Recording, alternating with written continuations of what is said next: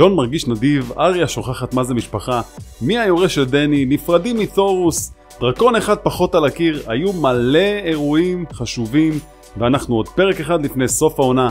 אל תשכחו להירשם לערוץ של P-Squad TV, בואו נתחיל.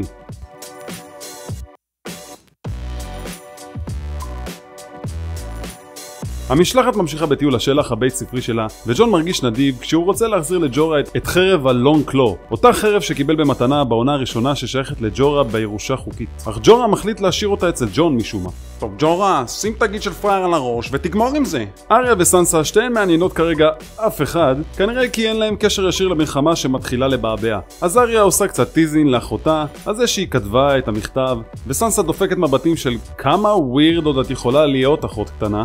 יא ליטל פינגר שכמוך, אם אתה כבר מחרחר ריב, תדאג לקצת יותר אקשן. הגופה עוד לא התקררה, שלא לומר אפילו לא מתה, וטיריון מנג'ס לדינריס שצריך לחפש יורש או יורשת במקרה של צורך, בכדי להחליף את המלכה האהובה שלו, מאחר והיא לא יכולה להביא ילדים לעולם. תתבייש לך טיריון, כאילו לא ידעת שגם אני מלכה של דרקונים. איפה לא הייתי? באנטליה, בבודרום, בקריטים, איפה לא החתמתי את הדרקון שלי?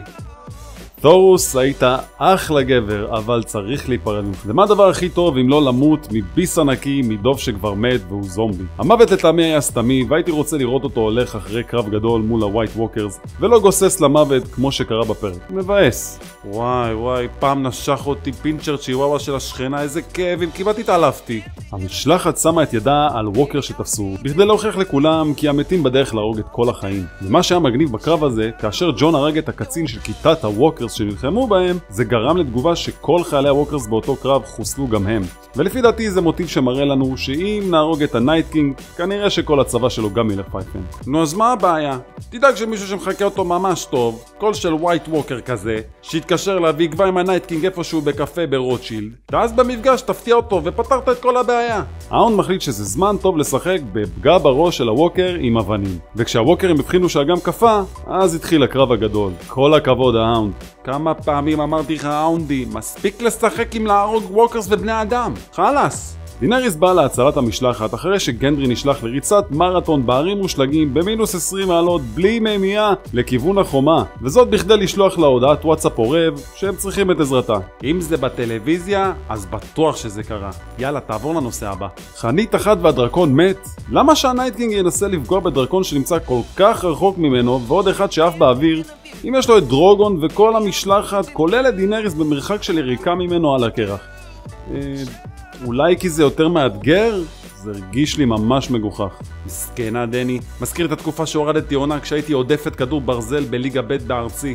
ג'ון, תחליט אם אתה רוצה להיות מלך או חייל קרבי. שוב פעם ג'ון הולך על מוד קמיקזה ומאפשר לכולם לעלות על הדרקון של דני, בזמן שהוא נלחם נגד צבא שלם, ומאפשר להם לתפוס כיסא בטיסה 312 של חליסי איירווייז לכיוון החומה. אוקיי, אז שג'ון תובע שם בקרב והכל נראה די גמור בשבילו, דוד בנג'ן מגיח משום מקום ומציל את ג'ון ושולח אותו על סוס שמגיע עם GPS מובנה דור רביעי שמתוכנת כנראה לחזור לחומה בזמן שדוד בנג'ן מקריב את חייו עבורו. רק בגלל שג'ון כזה נשמה יש לו כל כך הרבה נשמות. מה לא ברור? דני מגיעה לבקר את ג'ון החולה שחטף סינון קל לאחר הלחימה, ונראה שהם כבר לא בשמירת נגיעה אחד מהשנייה. אז אולי החום עלה לו והוא החליט שדני עכשיו היא המלכה שלו, והיא הסכימה להילחם בצבא המהלכים הלבנים. כאילו מה? היה הורג אותך להביא לו איזו פטלגין, מרק עוף, כדור מציצה לגרון? פדיחה דני, ממש פדיחה. והסצנה האחרונה שהייתה הכי חזקה לטעמי, כאשר הווייט ווקרס משכו את הדרקון שנהרג באזור הקרב, והנייט קינג עשה לו ריסטארט למערכת והחזיר אותו כדרקון מת מעופף.